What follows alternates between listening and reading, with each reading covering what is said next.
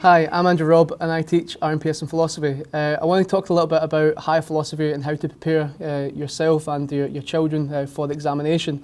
There's three things that we need to be able to do to organise your materials, to process the materials, then use them in the actual exam. Organisation is important. You need to make sure you have all your course notes, all your revision notes and everything prepared and ready to actually do something with it. The big theme within a department is use it or lose it. That there's no point of sitting reading notes every single night. You need to actually do something with the information you've got.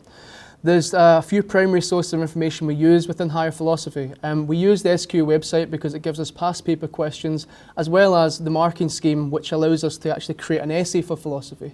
On top of that, we also have several revision websites within the department, including audio files and podcasts, which will help you if you've missed any sessions or if you just want to catch up before the actual exam. We also use Quizlet, which is a mobile app, so that you can test yourself with flashcards as well as playing games with it as well for the course content that we use within higher philosophy. But the important thing after that is to actually use the information. As soon as you walk away and leave it, you're going to start forgetting everything you've actually just revised on. So you have to use it. You have to summarise your notes. You have to do past paper questions, or you have to actually write out an answer and get us to mark it.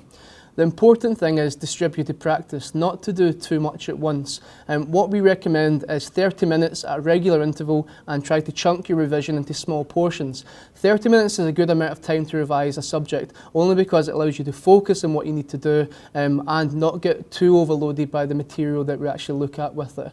And on top of that as well, making sure you actually test yourself or each other. Get into small groups, help each other study, test each other's knowledge of it. One person study one area, another person study another area, and you test each other and share each other's knowledge to it. That it's not a race to whoever gets an A first. It's we're all in this together. So we have lots of information available to you, but the important message is to try and use what you've actually got to prepare yourself better for the exam.